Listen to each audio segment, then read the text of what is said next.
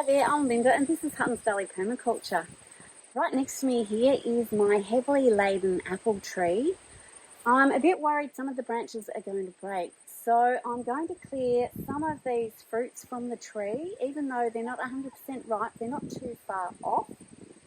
Then I'm going to take those along with some pears that I grabbed from a neighbour recently, take them to the kitchen and show you what I'm going to do to preserve them.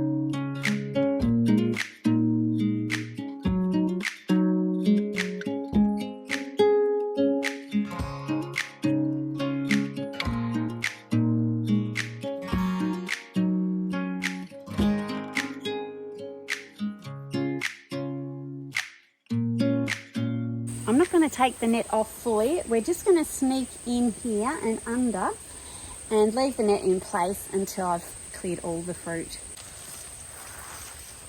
It's like a little apple wonderland. Look at these.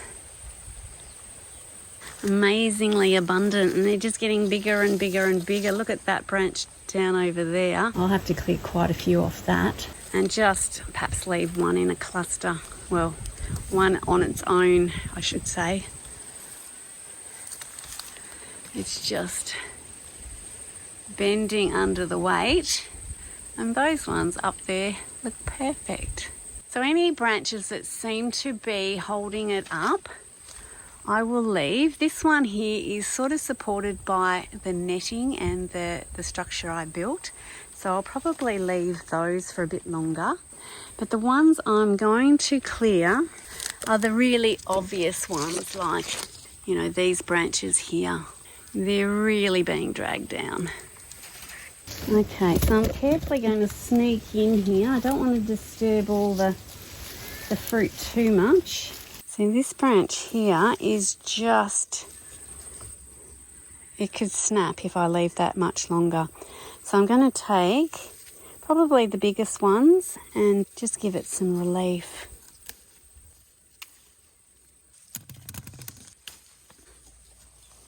Oh, and the little ones dropped off too.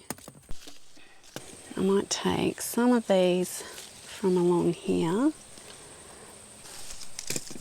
Oh, that one just pulled off really easy. That one might be ripe. Now there's not too much weight left on that one, so I'm happy with that. This one's got a couple of fruit down the bottom. I'll take this guy. So that's relieved that branch heaps. So I'm happy with that now. This branch here, through here, is actually sitting on the ground. There's three right at the bottom there, sitting on the ground, so that will probably be okay. And it's just a small branch too, so I don't think that's going to matter. So I'll leave those ones on. It's a bit hard to get in here with the nets all around, but this branch here is really heavy. So I'll just sneak a few off that. I'll sneak a few here.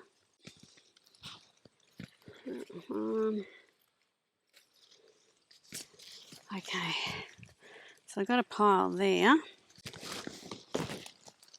These branches here all look fine. They're not being weighted down.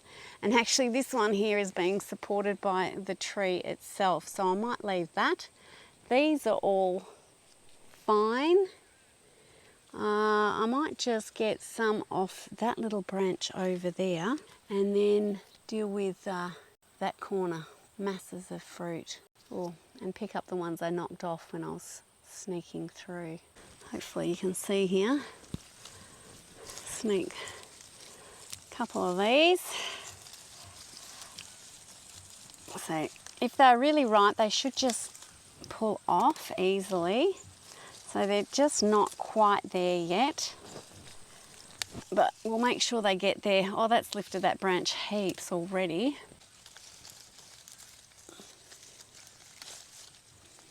One more off that one and I reckon that'll be happier. Ah, good. Good. This one here can do with an apple. Oh, there we go. That's the apple off that one. Oh, it's hot out here today.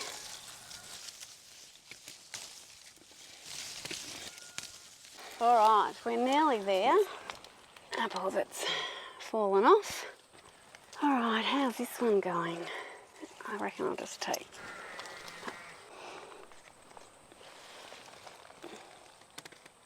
Okay, all the rest of the branches seem okay. These ones, I'll keep an eye on the tree, but they look all right for the moment. There's a few branches supporting other branches. I actually didn't get in and prune this tree, so as soon as I've got this fruit off, I'll be giving it its prune then. Actually, maybe I'll just take one of those ones off too. Well, that's quite a basket full. I'm going to go and grab my pears and head on into the kitchen. It does still look quite droopy, but I think we've removed enough to remove the risk of breakage. My neighbour has some huge old pear trees. They produce an abundance of fruit each year, and I'm lucky enough to be allowed to share in the harvest. Mind you, the cows would rather have it all to themselves. All right, now we can set about preserving these. First of all though, of course, you've got to give them a bit of a wash. Now some of the pears have got bits that we need to cut out, but some are pretty good. All the apples seem to be really good at this point. I suppose they're not juicy enough to have had any interest in them. And the pears, they weren't covered at all on that tree. All right, so I'll start with that lot and just give it a bit of a wash.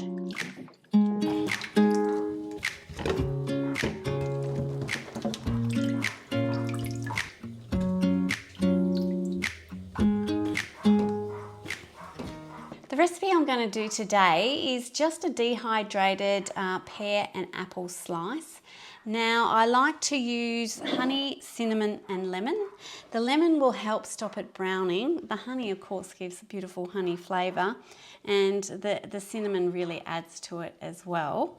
So first of all, before I cut up the fruit, I will just get my mix together, and it's basically 4 parts honey, 2 parts lemon. You can just add cinnamon to taste. I like to give in a good sprinkle of that. And you can kind of adjust this recipe as you like. Start off with something, take a note of what you've done, and then adjust up or down with the cinnamon down the track. So I've just given that a mix. My honey is still a little bit crystallised, so that's why there's some lumps in there. Now that your mix is ready, all you need to do now is core your fruit. I don't have one of those little things you can push down, so I do it the old-fashioned way with the knife. So you can see these apples are still a little bit green, but the dehydrating and the sweetener in there they'll be crunchy and lovely. So each of those just fairly thinly and into the bowl. Now I like to make sure that's all stirred through the mixture sort of straight away. Maybe after each fruit you could give it a bit of a stir, because that will help prevent the browning. I like to have it fairly thin, but I suppose that's something you could experiment with as well.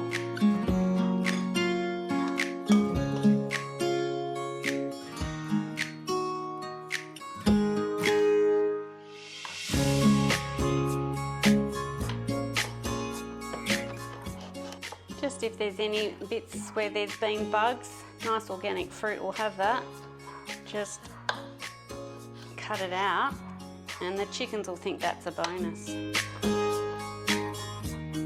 I like to do a big bowl full before putting it all in my dehydrator.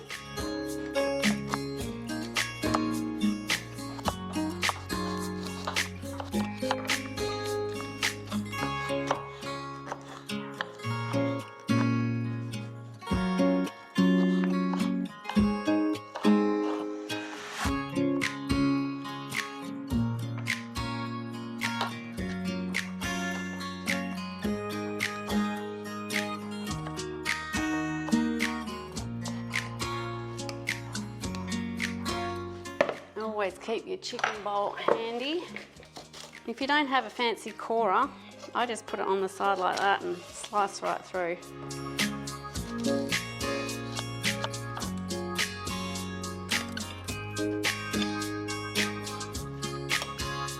When you've got a bowl full, give it another stir. Make sure it's all well coated with the honey mixture, and then we'll put it in our dehydrator. Now you could do it on a really, really low oven, but you might have to keep an eye on it. And alternatively, you could leave it out on a hot sunny day, preferably with a bit of wind, and you'd have to keep the flies off it. So perhaps between, you know, 2 fly screens or something like that. But I just used my dehydrator. I've got 2 dehydrators, and it just kind of makes life easy, because down this way it's often wet or cool or not quite right for dehydrating. So spread it out, all your fruit, give them plenty of room. It does drip a bit, so I like to sit it on a tray so it doesn't get everywhere. And just keep going. If you give it plenty of space, they do dehydrate a bit quicker than if it's all jammed in. But I've done both methods, and the jamming in does get there, it just takes a little bit longer. So the ideal temperature for dehydrating your fruit is around 125 degrees Fahrenheit, which is about 52 Celsius. So not hot. So if your oven can do really low temperatures like that, then your oven would be suitable. And I just try and space it out so that they're not really overlapping. Just give everyone plenty of room. And I usually do enough of the fruit to fill up my whole dehydrator. If it's going to be on, you might as well fill all the trays. So when your tray's all full, you just need to pop your lid on, take your dehydrator and plug it in somewhere out the way. It's been about 24 hours and I've checked my apple and pears and they're all dry. They're actually fairly crispy. So that's the pear and these are the little apples. I like to leave the skin on when I'm preparing these because it kind of gives it a more chewy texture. And there's a lot of goodness in the skin. All I do with that now is put that into an airtight container and pop that in the cupboard. And it's a great thing to snack on throughout winter, if it lasts that long actually. Sometimes it's easier just to push from below to get all of that off because they are still a little bit sticky with the honey. And then from there just put it into your jar.